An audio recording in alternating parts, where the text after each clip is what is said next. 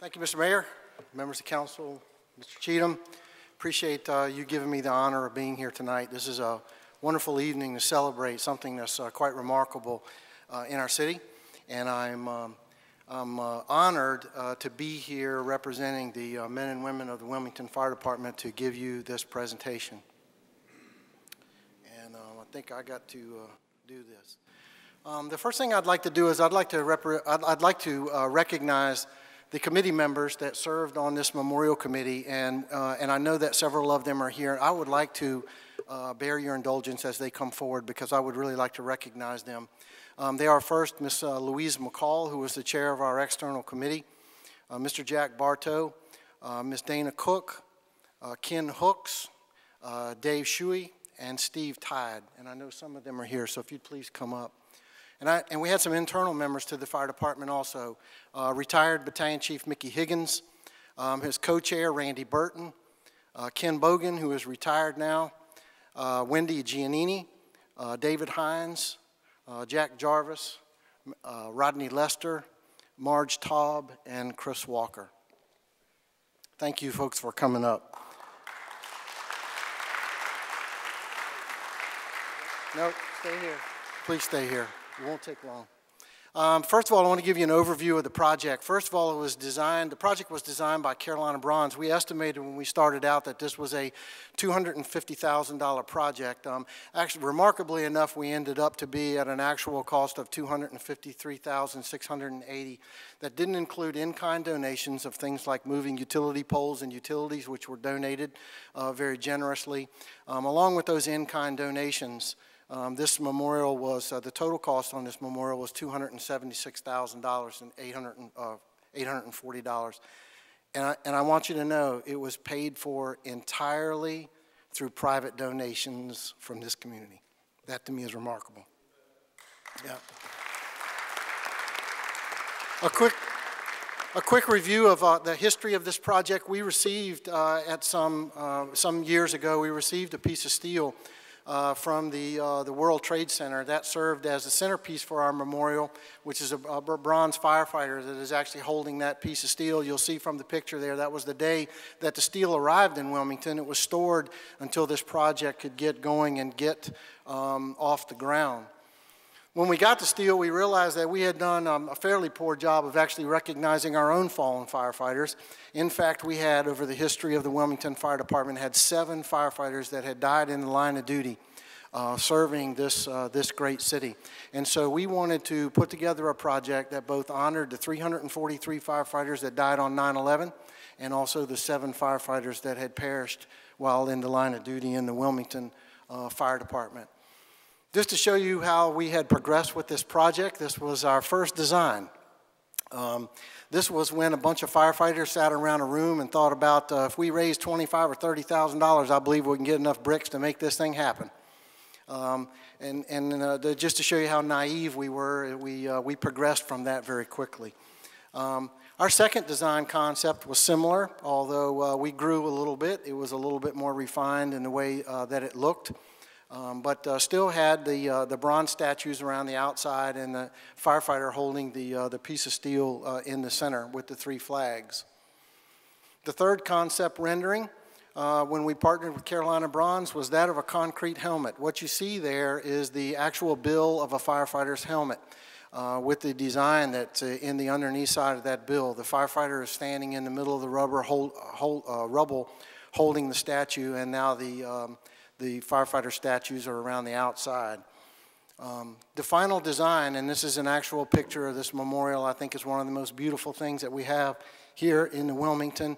It is a great piece of art and a wonderful amenity, and we think what's going to be a tremendous tourist attraction for everybody that basically comes to our area. The project is located at our new Impey Park Fire Station. It's at the corner of Independence Boulevard and Park Avenue. It is right beside the Cross City Trail, and those firefighters that work, they will tell you there's few days when somebody doesn't go down that trail and stop and pay a visit to that memorial and learn about our firefighters and the great sacrifices that they make. We raised a significant amount of money in a number of different ways. We sold pavers. for various amounts of money, including 8x8 pavers that were offered with folks' company logos. Those pavers make up the interior of the helmet design themselves. We also sold benches, and each one of our benches was sponsored by somebody in the community. Our own Firefighters Association actually sponsored one of the benches that is out there. The trees that surround the memorial, they're there to demonstrate the living memorial that it is, were sponsored, and we also had garden spots that are around the outside of the memorial, and the 3 flag poles that you'll find at the centerpiece that are lit up at night.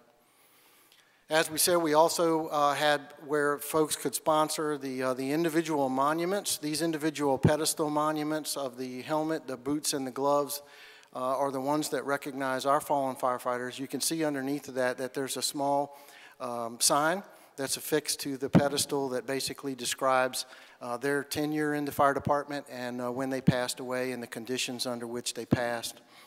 And then we had sponsorships for the 6-foot bronze statue of a firefighter that is holding up the statue in the center. I'm not going to go through the timeline, but I just wanted to show you how it progressed. We started this project back in July of 2011. I think at some point in time we realized we were in way over our heads, and we reached out to one of our favorite people in the fire department, Miss McCall, and she helped us get to the finish line, because trust me, I know for a fact that we would have never been able to do that. And you can see we partnered with Carolina Bronze in January 2012. That's when we came up with our final design. February of 2012, we had $13,000 in the bank, and the fire chief had to sign a letter of intent to Carolina Bronze. That was a nervous day for the fire chief. Because I went home and told my wife, I said, we may have just bought a memorial tonight, I'm not sure. So thank you, Ms. McCall, for that. We continued with our fundraising goal. We got more and more successful, and actually, you know, on 2013, while the memorial was not completely finished, we dedicated it September 11th of last year. I wanted to show you just a few pictures just to give you a brief. I'm so proud of the men and women in our fire department, because other than the folks that work for Carolina Bronze, I want you to know that this memorial was built by a few citizens in this community, but it was built by your firefighters, who actually the first few days that Carolina Bronze was in town worked 24 hours a day. I mean, they were out there at 3 and 4 o'clock in the morning building this monument, and you can see from concept of a footer in the ground to how much steel is holding up that helmet to just the interior. We dedicated it on September 11th, 2013, which was a proud day for the Wilmington Fire Department. Just a few pictures that show the memorial itself. It is surrounded by a walkway. It has an irrigation system. It is completely lit at night. Both the flags and the garden spots and the trees are lit up at night. It's quite beautiful at night. This is the picture front on, showing the view of the memorial. And this is a picture of the memorial lit at night. And if you get a chance to go by there at night, please do. It provides quite a reverent scene. The lighting is very appropriate for the environment there beside Company 2. In closing, the Memorial Fund is being audited as we speak. The books have been turned over to the city auditor to be audited, and we are looking forward to that being done. Most importantly, the memorial is completely paid for. There are no outstanding liens on the memorial.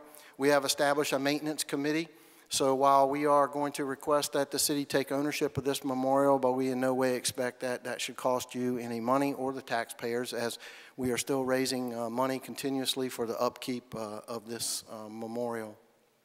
So we have many people to thank for this. We have some very generous people in this community. Our citizens, who for the most part paid for this out of their wallets. Our businesses who stepped up to support this effort very graciously. The firefighters that not only gave of their own resources, but also spent many hours out there building this memorial. And of course, these committee members that are up here. And I want to once again reiterate that while we had a lot of people that worked on this monument and built this monument would not be, we would not be here today if it wasn't for Ms. McCall. And so I thank you. I thank you, Louise. We would now respectfully ask that council during this meeting tonight accept the Wilmington Firefighters Memorial as its own property. Thank you. Thank you very much. And I want to thank you, Chief, and all of your fire personnel, and all of the citizens and the people out there in the community, and Louise and your team in raising the money and making this one of the most beautiful memorials that I can think of in this, not only in this community but around the state of North Carolina. Is really a testament to all of the people that really gave their heart and soul in making this happen, and we're very proud of what you've been able to do for our fire department and for our community, and something that we will cherish for many, many years to come. Thank you.